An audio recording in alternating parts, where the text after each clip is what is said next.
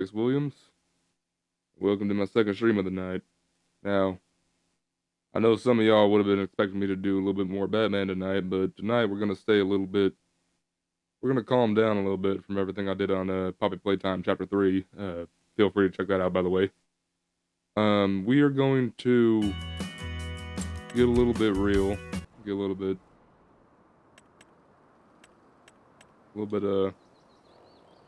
sensible, a little bit, just regular. Another word I want to say, but I don't have it on my mind right now. But we're going to use this time and use this game right here, Farming Simulator 25, to just kind of sit and talk and just enjoy the time that I have and the time that we have. Just kind of sit back, talk, relax, keep it calm, keep it simple, and tell y'all a little bit more about myself, a little bit more about what I do, who I am, and just kind of talk about everything. We're gonna be talking about a little bit sports, a little bit religion, a little bit politics. We'll just kind of see where it goes. I'm gonna get my character all set up and everything. That looks about like something I'd wear.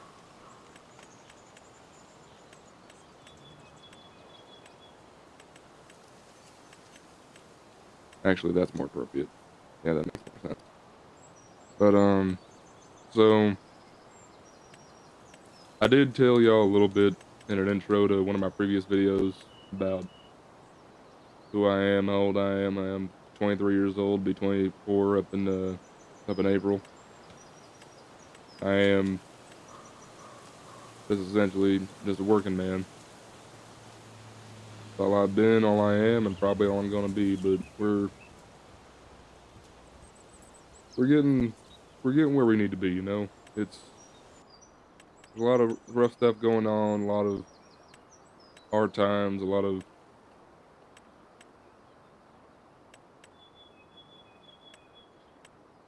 rough times right now for everybody. Be it political, be it a sports team lost today. The weather ain't doing too good.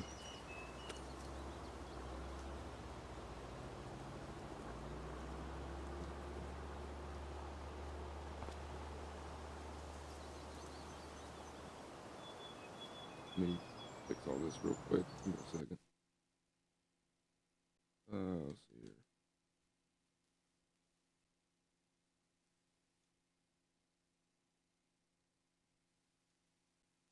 There we go. But as far as it goes for me, just where I'm at right now and where I live in the Midwest. Those of y'all that don't know exactly where I live in Omaha, Nebraska. Nice little big city out in the middle of America, middle of everything. Welcome to our lovely farm, kiddo. I'm glad you're here to continue the family business.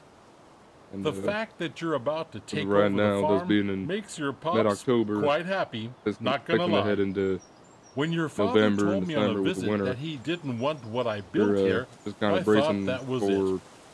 He even called it a dung heap when he left in his fancy suit.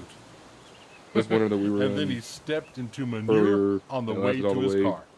Midway in the spring. It's okay that he does his own thing. But was a rough one. I had to sell the farm. Especially Thanks for me to you, in the it can stay in the family. In the career I am. You don't know what that means to me. Otherwise, I'm an Amazon driver. Your crazy uncle might have turned it into an amusement park with the main attraction of catching chickens on the fields or something. You'd have anyway, let's not talk about that just now. I can tell you some stories later. Even the place and I'm just at right so you know, Omaha, but, I'm not out of the picture just yet. It's something that pays the bills. I'm here if you need me. Just like your friendly neighbors, you should talk to and the compensation I think I deserve. They're nice people. It is a bit strange, perhaps, but still delightful in their own ways. Which is something I've been wanting to get into for a while. Do you want me to give you a quick? Okay then, let me show you a couple of things. And I've been with Amazon now for. There will always be people to help 2 years you out. come Thanksgiving. But it's good to have done all the steps yourself, at least once. right next to the farm. And the reason I talk about the weather and everything, and there's also a big times being tough as they are, is back in March 4th, how to operate it. we had I can't wait to see hell you get started. of a blizzard about 8 o'clock that night. And I was delivering in a small town, about 7,700 people. Are you ready to roll? In a town called Blair. Then hop onto the tractor and attach the northwest cultivator. of Omaha. It's just to the back. And when I had got done, I got done right at 8 o'clock, right as the blizzard hit full force. And it was an interesting situation. Exactly. It was still, now we do the work. Meet me at the field over there. It was above freezing, but only by a degree, if that. But the wind and everything else, I watched the rain turn to sleet, the sleet turned to hail, and I got pelted by the hail after my lunch was over.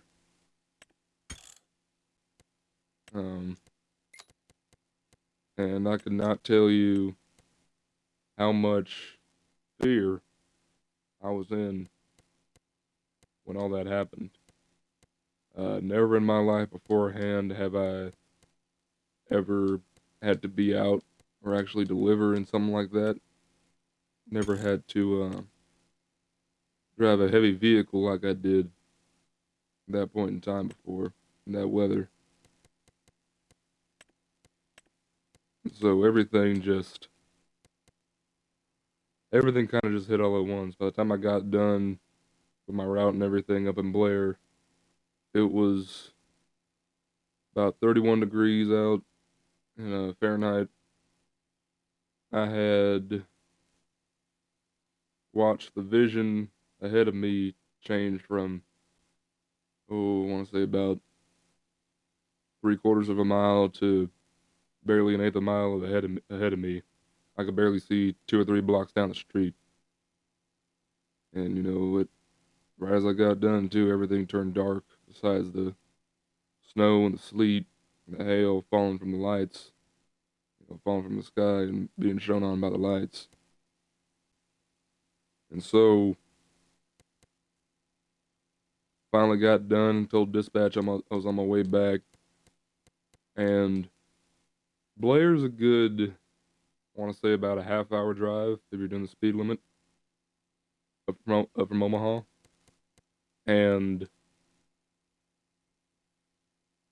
when I had gotten on the freeway or even on the main road to get out of Blair, all the snow trucks and plow trucks and salt workers that I saw beforehand, they disappeared. There was nobody on the road, save for maybe a person or two that, was just trying to get back home. Same as I was, pretty much. And in that moment, I knew I had a choice. I had to make a decision as to whether or not, stay over the night or drive home, risk it, and just try and, get home and get safe. And looking back now, I'm kind of glad I ended up making the decision I made. Here we are. So before we can sow anything on the field, hindsight, had I been younger, had I been less experienced, I wouldn't have thought about driving back. Prepare it for the next season. I'd have just parked the truck, told dispatch I couldn't make it back. Lower the cultivator. Face the consequences straight ahead. But it's easy I as was determined. milk. I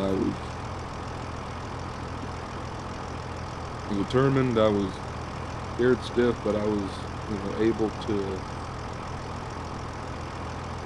at least, have the willingness to get going with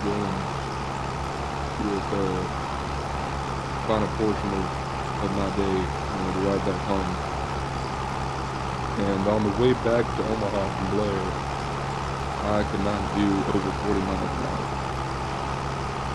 And about, I want to say, 70 feet in front of me, there was a red pickup truck, a road ram pickup truck. and there was a squall. I don't know if you know what a squall is, but a squall came through, and I couldn't see the truck anymore. And a squall, from what I learned and from what I experienced, is essentially just a strong gust of wind that picks up everything with it and proceeds to just, blind you right in front of you, at least in my case. Seeing that, and surprisingly enough, not being able to see for that moment, really startled me. And there's very few things in this life and in this world that scare me anymore. There's the loss of loved ones, being in a few car accidents in my time. My short time of it is. I've had to deal with medical situations before. Weren't just my problems, it was someone else's. And I had to go out of my way to help people that were worse things than me. We're always grateful. I don't blame them. I was feeling that way. I'd probably be angry a little bit over it too. But of all things, and all things considered,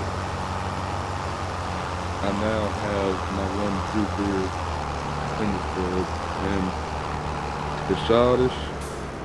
I get it if you want to help me out a little bit on it, but my one true fear now is having to be in a situation like I was in that night. Because the one thing, two things rather, that I thought about were, if I don't get back, I may not have a job the following day. Because with Amazon, you just never know what they'll do to put against you if you're out on the route and everything. And the other thing that came to my mind, very first time it ever happened, and pray every day. That's the last time it's ever happened. But I had to make peace with the fact that that night might have been the night that would called me home. Wasn't the way I wanted it to be, and you don't always get a decision as to how it happened, and always the circumstances or where we are, or when, or even how it happened. But it was something I thought about and made peace with it. I had lost my life at that point in time. Man upstairs called me home. I got to see all the other ones in my family that passed and everything. That's how I was gonna go. That's how I was gonna go. Might be a little bit silly to y'all think about it, but it's true. We give one chance in this world. Yeah, I ain't lived the life I wanted to live beforehand. We're done here, kiddo. Now drive back to the garage and get out the seat. I'll meet you there. Went to university in Lincoln. Had to drop out in 2020. Came back up, moved to Omaha. Now we change tools, kiddo. Get rid of the cultivator and attach the seeder. All I had accomplished from that point forward, I accomplished a lot. I mean, I had so many vehicles. I got to see my roommates turn to my family. I grew up an only child and everything. I never Now you need to never had attach any the blood seeder. relatives called my brothers. Drive back slowly. And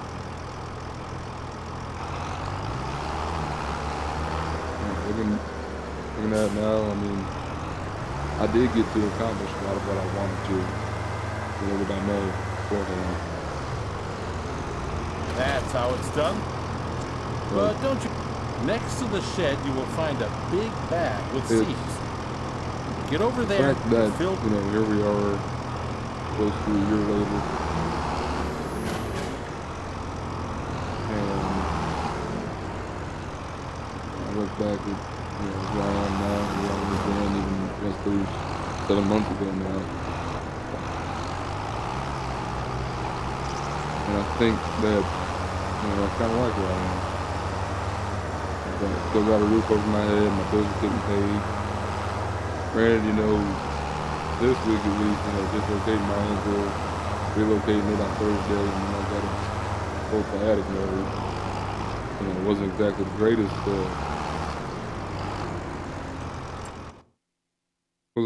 greatest, method I thought would happen, but I pulled through.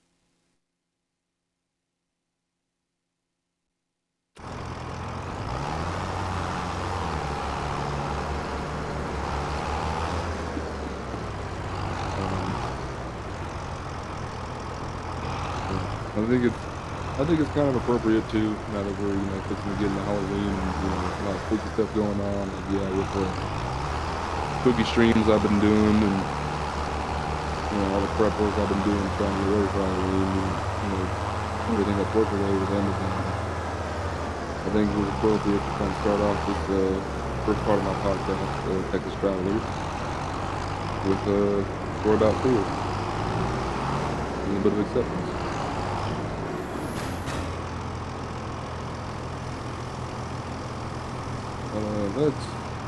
Well done. Let's change the mood now a little you're bit. ready to go. Last week I cultivated a field over there. Talk a little bit about football. Cultivated fields are ready to be sown. It's pretty straightforward. Texas, my two teams growing up. Drive the machine to the field and meet me there. We'll bring out Dallas canola. Cowboys.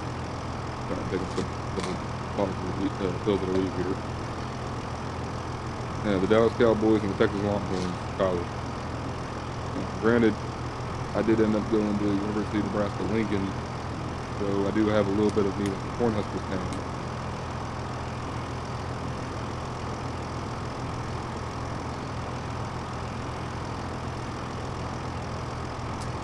But no matter what happens, win, lose, or tie, Cowboys, Longhorns till I die. Though I'm not completely impressed with what all they've done this year, I still believe they can do really good things. Here we are. I don't think Dak to none. One thing you need to pay attention to is timing. It's midsummer. You know, it's the perfect time Nebraska's to sow definitely making a bowl canola. game this year. In any other period, you might want to switch to a different kind of crop. But, you can always check the crop calendar. I'm going to do a little recap here. First, we need to prepare the seed. Choose the canola seeds, as the big bag is filled with all kinds of seeds. The Huskers' first game. So, starting off with the Cowboys, you know, talking about NFL kickoff against the Eagles. I'd safely say that the Cowboys are still proving their worth.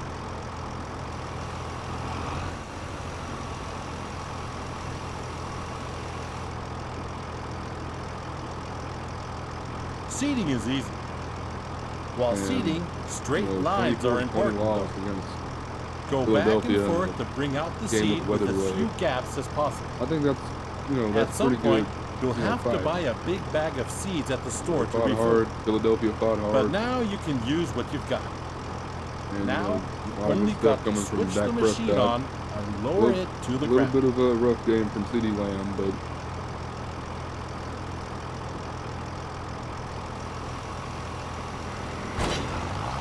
I think it was good. And, you know, the main thing we had to work on that night, we should have still been working on this whole time was defense. Everything going to happen when it happens, I guess. Today's showing was pretty good, but we'll get into that a little bit. That's how it's. Oh, by the way, that's perfect for canola. If you want to, we're done.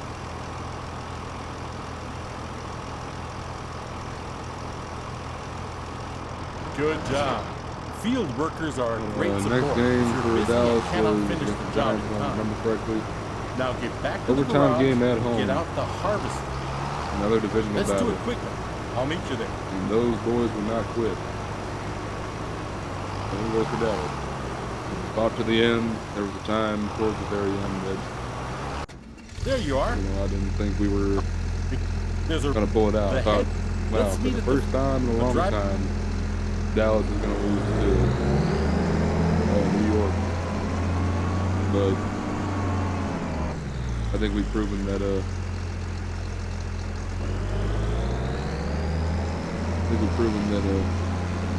weren't going down without fighting down. They definitely won. So that kicker we got, Brandon Aubrey, man, he could make the kick from just about anywhere. He barely ever misses. And you know, we had our second away game of the year with Chicago. We did not look good. There was some good stuff that we were doing, but our defense just completely forgot, how to play secondary. Our offense was firing pretty good, but one thing I still don't understand is why do we have CeeDee Lamb, one of our best receivers, you'll need to taking the ball at running with the back. Combine harvester, and the sure header enough, cuts the plants. He needs that momentum. Those headers to get have different catch widths, the ball. depending on the size But, of the having the ball at such a slow speed that he was going, he got rolled over by a Bears defender. To the header, and sure enough, he's out for a few weeks. What was the methodology and the coaching behind that decision? It makes no sense. We lost him for a little bit. George Pickens did pretty good. Javonte Williams did pretty good. You're almost set. That's one of the best decisions we made, in my opinion.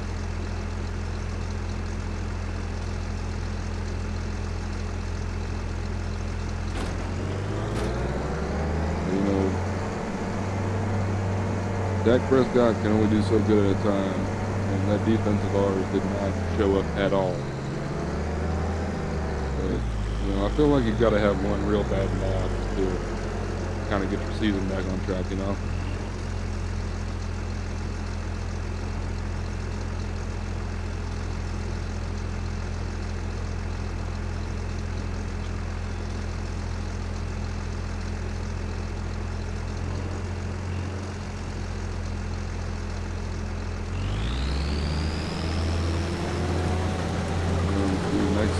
Next was you can see that the field at home against the Packers. That was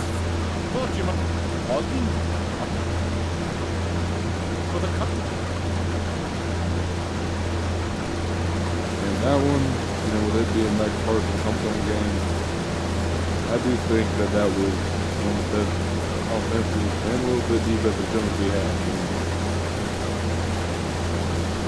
The fact that Michael Parsons didn't really get one sack that once he did, and got sacked to the back line of scrimmage. And I will say he did save the game for the Packers. Had he not gotten the sack, this would be good. That would have been the game. Without the sack. But the fact that that was the first time that Dallas had in almost 60 years, I think. I think the last 59. I do think that, kind of proves that, as much as it seems like, Green Bay kind of won, which they kind of did. But that was really true. They had our numbers, we had their numbers. And we had a, avoid matchup for the most part. We knew how to get the ball downfield. We knew how to make plays that we need to make. Brandon Aubrey playing out of his mind. Dak was playing pretty good too. Running game was great. Especially, as I said before, that defense that needs to show up and show out. So, that time with Green Bay, I do think that there's a lot of stuff that really a lot of good opportunities with, all that's going on.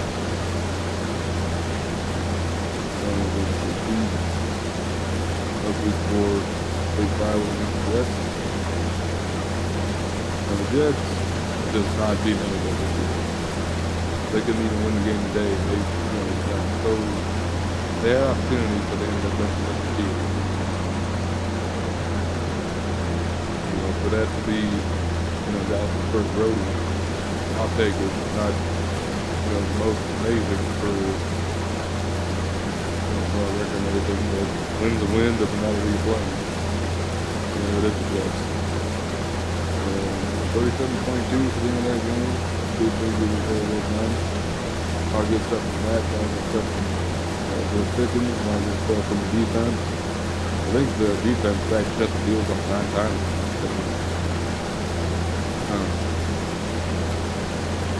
I do think that is a very good showing of who we can be, at least against the opponent who doesn't have, work cut out for them so bad. The Jets do, they just failed to capitalize. Justin Fields, in my opinion, is still a good quarterback, but he doesn't look forward from anybody. We'll move forward to Dallas game against Carolina. We had so many opportunities to get stuff done and everything, but it's just very bad management. Some teams have been that. Jack was doing good. George Pickens was doing good. Devontae could have ran a little better. And I'm saying more time on this side of that one too. The Panthers had Rico Dowdle. Nice one, kiddo.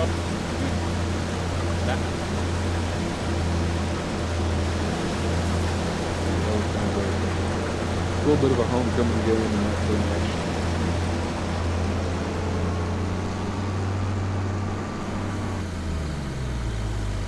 We got to see that he was doing good in Carolina and well, go.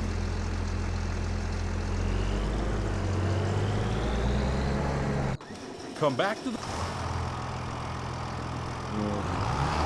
Yeah, it was a loss. 3-point loss to Carolina, which wasn't great, but hey, at least we did better than Philly they did against New York, at least.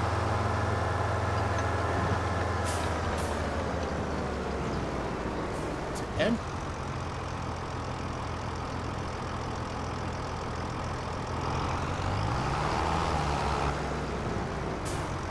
then this week with us having Washington, I do think that we can now finally start to build off on everything that we've been trying to do as Dallas. Yeah, I say we, like I play for the team, and I don't play for the team. Well done, third generation Cowboys fan. That's all I am. You can either store the crop in your silo, or you can sell it. Seeing how good Dak played, seeing how good the defense finally played. Now, 44-22 rout against Washington, who playing real good, almost beat the Bears. Struggled against the Packers.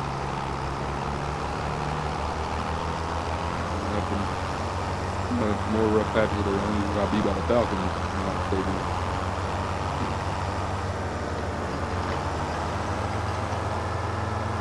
But I do think that they can do a lot of good things. And Dak got 3 touchdowns and no interceptions. Over 260 passing yards. I really think that's great. It's one of the best showings I've seen in a while. Moving forward for Dallas, we got who do we have next week?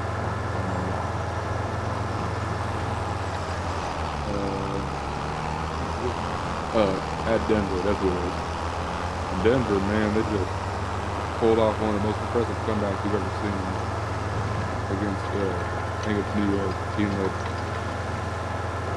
hasn't really lost to the pipe too much. They've had some really rough losses, but they are being one of those teams that could definitely mess up the year if you lose to them. Seeing how the Giants did that drive before the game winner on similar figures, man, looks like so after this, Kansas City's still going to be on top of the AFC West. But even with the Chargers loss, the Chargers team fought hard against Colts today. Broncos showing up like they did, driving downfield, 4 plays, finally kicking that field goal with only 37 seconds of that entire drive. That was all they had left in the game. Bo Nix showed up, and Bo Nix did it. So I will say, playing in Denver does kind of scare me a little bit, because Dallas is only just now finding their consistency, and Denver's finding ways to win games that they should not win, but they're doing it anyway. They almost lost to the Giants. Yeah, we did too, but man, you can't get that close to one time. Many times. If you don't like the I prices do have faith in my boys. market, you can also store the grain in your farm silo. We should be getting the Mariano back, 8-0.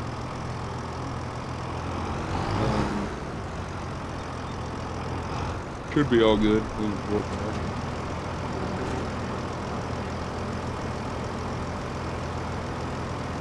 Well done. At some point, you'll do this in your sleep. Now, let's go back to the farm, shall we? As far as college goes, start with Texas. How they've been doing this year. First week, they were, preseason #1 overall in the nation, going up against Ohio State in Columbus, of all places. And that was a hot crowd. A lot of people put a lot of,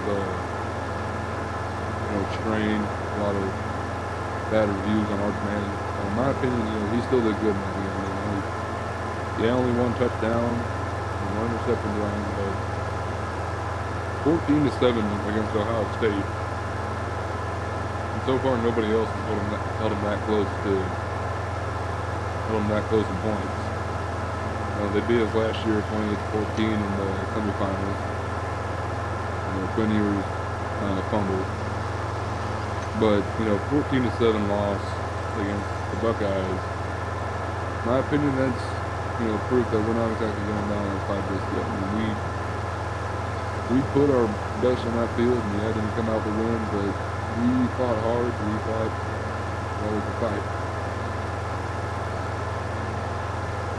Next week, the week after, we had San Jose State. Much better showing against them, obviously, our conference battle against the G5 opponent. I do think there's a lot of good progress with that one. Arch finally found his footing a little bit. Defense did allow one touchdown, but final score was 48-7. They only got over there once. And their kicker just couldn't kick to their lives. So I do think that's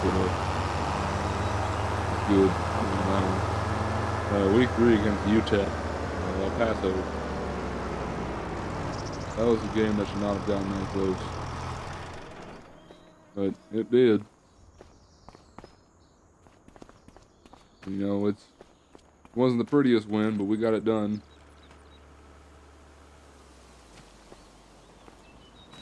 You're back. I started one. Well, you've seen them. There's always more. Those are.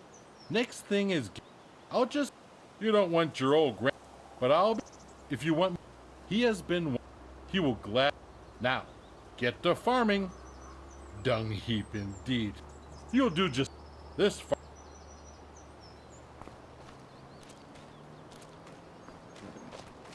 But, sorry, back on what I was saying. As far as UTEP goes, that they were saying that it was 2 top recruit quarterbacks that were supposed to fly high and go places. I think the quarterback for UTEP actually had a couple stints at a couple bigger schools before he went down to UTEP. But good fight from El Paso. Definitely good fight from Texas. I will say that, allowing 10 points against UTEP was probably not in the forecast for the Texas defense, but Arch, playing as rough as he did, wasn't great, but got the job done. And at the end of the day, that's all that matters.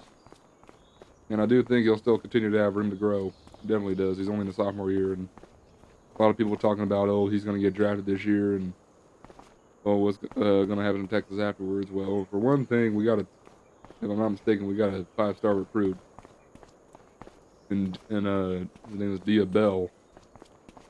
And I do still personally think that even if we do lose Arch to the draft, although I think we won't, I think he's got more time to develop. Dia is definitely going to be a good option.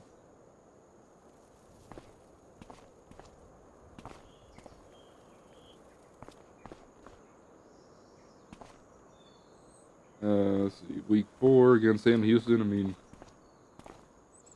Texas did everything right in that regard. I mean, 55-0 shutout against a team that has not beaten anybody so far this year. I do think that's, good motion, good potential to get where we need to be. But it was the game after that really kind of set the tone for what we needed to do just for the year. Week 5 against Florida. That team, especially, where it was at, too, because we were playing them in Gainesville, in the swamp. And that is one of the hardest places to ever play football, let me tell you. The crowd's so hot, no matter what, winning or losing, they are ripping and roaring and trying to get everybody off kilter and off tempo and everything. And, it worked. Texas did not play great that game. I'll admit. But, Texas still showed fight in the end, like we always do. Didn't get out the win still, but I do think that it's a good improvement. 21-29 is the final score, if I remember correctly, and I do think that Arch can definitely look forward from that. Week 6, I think it was what it was. Next, Red River rivalry against Oklahoma, a team that was previously undefeated beforehand. I don't think there was a single point in time at all once the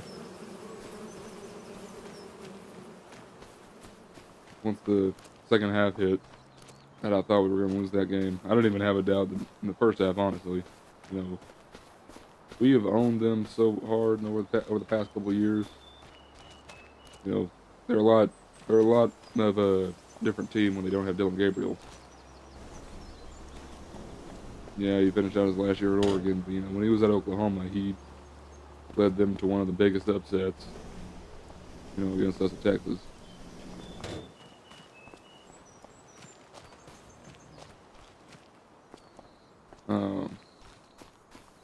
But 23-6 rout.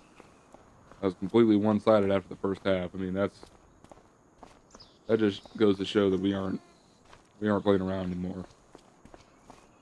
I say that, and then looking at here we are at week 7 against Kentucky, who, if I'm not mistaken, was coming off a bye week and has not beaten anybody in the SEC, and even still to this day, after losing to Texas in overtime, still has not beaten anybody in the SEC. We were as close as they were ever probably going to get.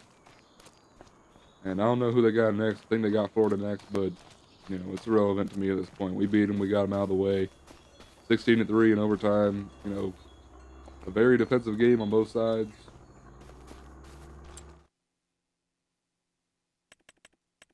But, I do think that we can definitely, build off of that. Now that we're 5-2, we can still carry forward.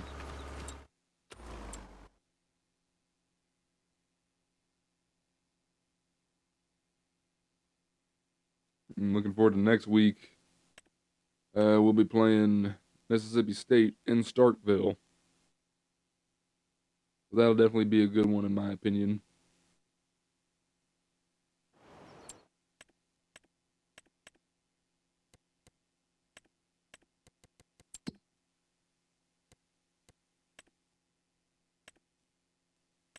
I definitely think it'll be another opportunity for us to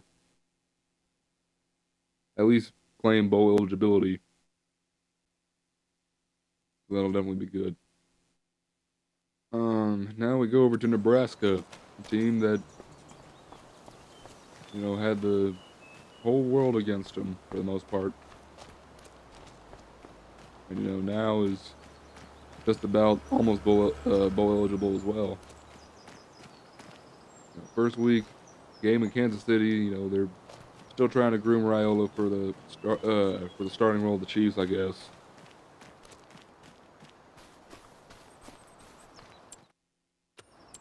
But I think it was a good showing on all facets and on all ends.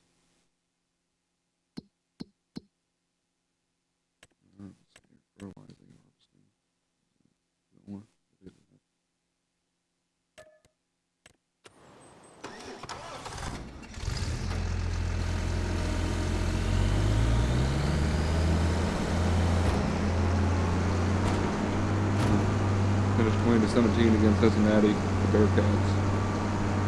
Of course, being played in Kansas City, you had Patrick Mahomes and Brittany in the stands. You had Taylor Swift and her wife, Travis Swift. Yes, I said it. No, I'm not going to say it.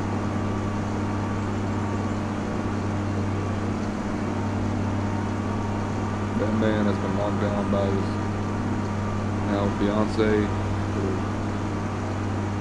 a good chunk of the past few years. Yeah, the Chiefs have still found ways to win, still found ways to win Super Bowls. Even with the last one. But I mean, he still needs to play a little bit better. He needs to, get his mind out of the mindset that he's in with Taylor.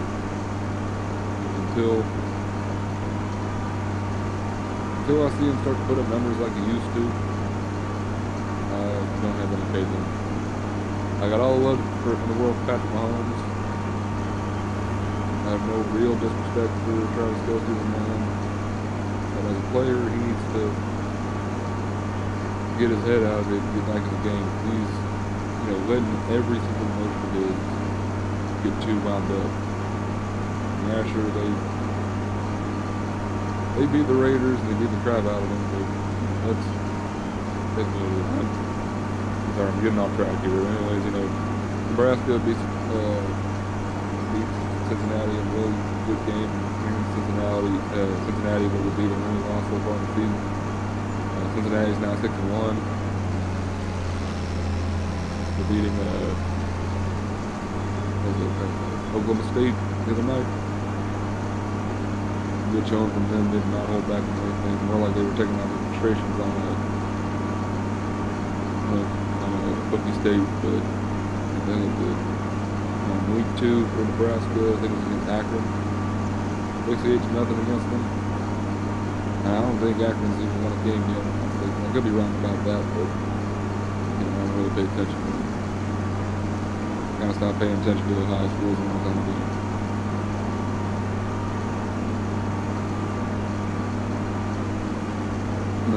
Week 3. Yeah, week 3.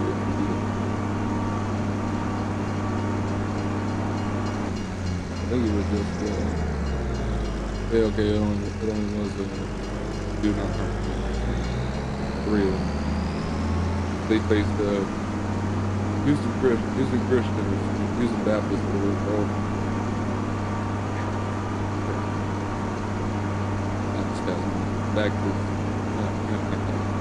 My back is spasming a little bit.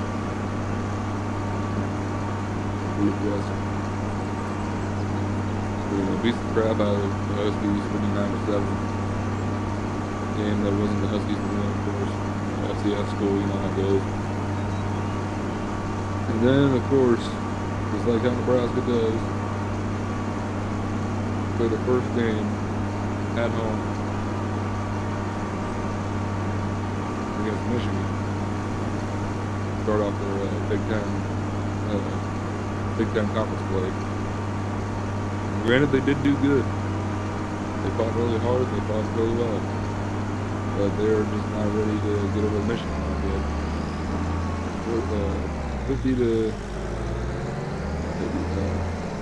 30-27 final score. I mean, that's a good fight in my opinion. Nebraska was bleeding for a little bit, but Michigan just found a way to fall back. Also, Nebraska's defense and offensive line were just non-existent for the most part. Raiola was getting sacked so many times. You know, there were so many big runs on the Michigan side. There was no ifs, ands, or buts about it. They just did not play good technicality. And we're still crawling back to get a 30-27 loss. Ranked Michigan too. I still think that's a good showing, at least moving in the right direction. And following that, week 5, Michigan State also went on. Nebraska was in control pretty much the whole time. I didn't see them waver and argue at all. They were ripping off some big plays. Including that, 7-point win. Nebraska did really good. Happy to see Corey on final rhythm. Week 6. Week 6. We had a bye week. Going out to Baltimore, played Maryland. That game was a distance game. We're talking about a Maryland team that only lost one game. There's a team that only lost one game. And, Nebraska has wanted a couple of opportunities to, kind of put the game away and everything. But all that aside, they came up from behind and they put that game away. 34-31, one of the best comebacks we've ever seen. Getting 5-1 and getting 4-2. And I do like to see that they have that dump, have that mentality, that push. I always got the ball from good. All that being said, fast forward to week 8 at Minnesota. That's one back ranked at number 25. I have no idea what happened with Nebraska. They immediately they could not drive the ball down the field. The O-line could not protect Raiola. They let Minnesota sack Raiola 9 times. If I'm not mistaken, that also broke the record for Minnesota. And of all things too, Minnesota was in control the whole time. There was still a situation where the Minnesota fans, students, ended up rushing the field because they were ranked wins in Minnesota. And an unranked loss for Nebraska. So, I want to talk about, letting all your luck go away after one game. Nebraska won't happen. I'm looking forward now to where they're at. We're back at home on Saturday, playing against Northwestern.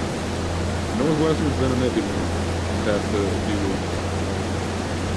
Beating Penn State in a kind of back and forth showdown, finally beating them with the last second field goal. That's probably not to get that showdown back. So, against the Penn State team that failed to find anything afterwards. And after losing to Oregon in an instant classic game without history, an overtime matchup, and then the following week, Penn State was ranked third, before losing to Oregon, and they kind of split places with the Penn State next ball and dropped down to 7th. And then, for whatever reason, somehow, some way, they lost to a UCLA team that had not won a game before. So Penn State was 3-1 before they faced UCLA. And then fast forward, they lose again to a UCLA team that was 0-4 before beating them to get the first win of the season. Not only that, the first win of the season came against a top 10 ranked team. So you talk about Nebraska facing Northwestern, who went on to hand Penn State for the third loss. Now we look forward, not only Nebraska lost, Penn State also lost the fourth game against Iowa. Nebraska's neighbor. If I'm not mistaken, Nebraska has Penn State at some point on their schedule this year. If Nebraska doesn't end up beating Northwestern, I can almost guarantee that when they play Penn State, it's probably going to go in Nebraska's favor. Also, Penn State's not under head coach James Franklin. I'm not saying he's a damn good coach. It's just, having a drive spell. But, doing what you did to him and family and everything, he could have turned that game around.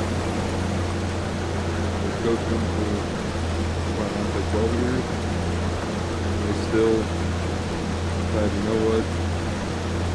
Not supposed to go into the semifinals and lost to now he's in three straight before they fired him. In my opinion, they kept the force away. Not to mention too, another reason they lost that game is because the quarterback threw out in the fourth quarter. I don't blame the coach for that.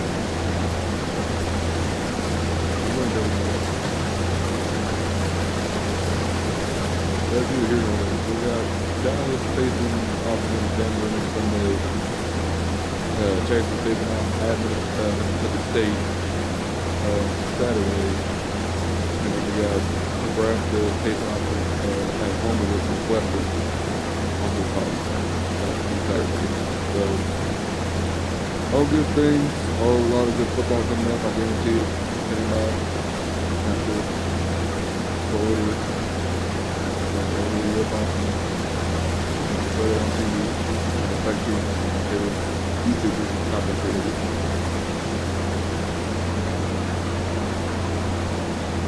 But yeah, I know too a little bit. This so far, this one person podcast, I was a little bit lackluster and just a little bit mad, but I do appreciate those of y'all that do listen, those of y'all that are here to follow. I will also be on the list to YouTube as well. Feel free to look at my YouTube on that as well. Big Tex Williams.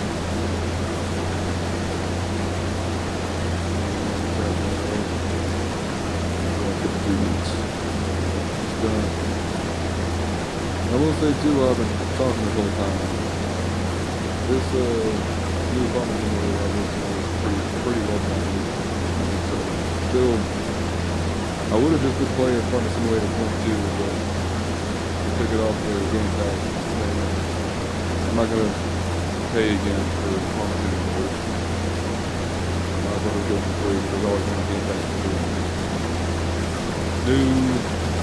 New layout, new location, new prompts, records, online, vehicles. That's all they put in in-game dialogue as well. That's a nice little detail in that. I like it. I do hope y'all enjoyed my previous stream that I did tonight on Playground Chapter 3. Towards the end of that, was a little freaky situation. I know it was pretty because it was a little crap situation. When my cat's begging on my door, I turned around and pulled my sound card out and pulled the microphone from an accidentally. That was that was fun.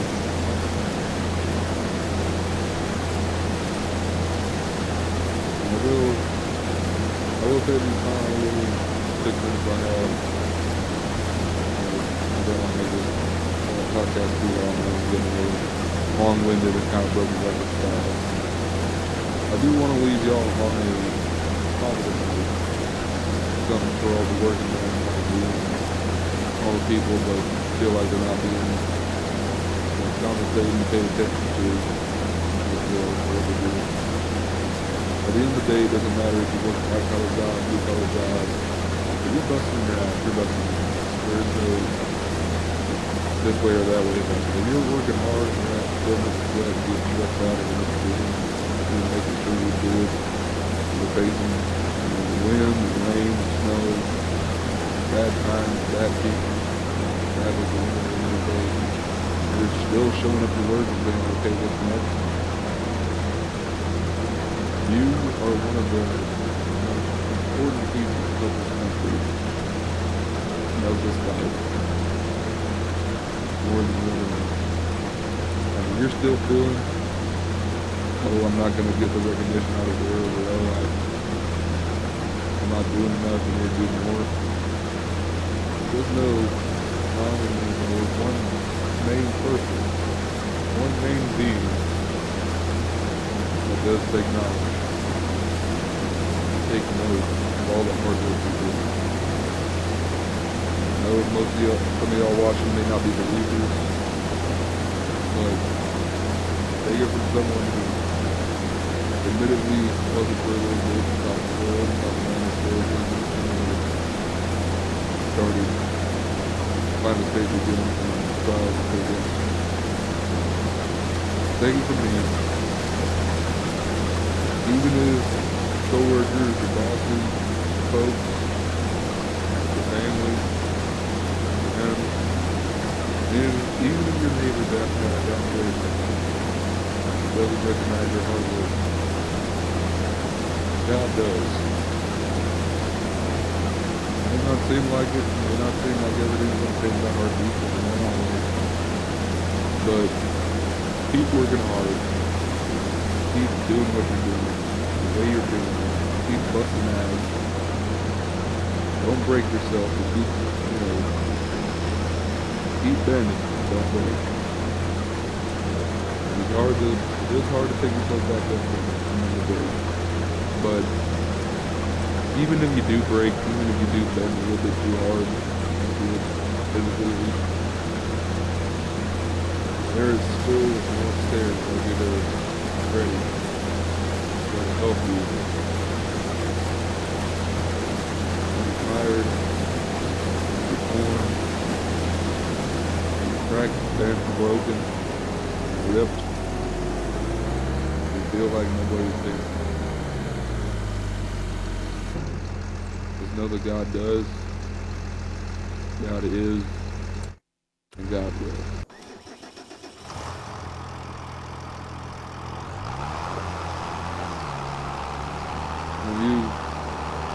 If you are a believer, maybe you're not, I do ask you this.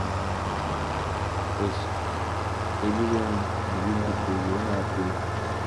Just take a minute. Sit down. If you're not ready, then stay sitting. Bow your head.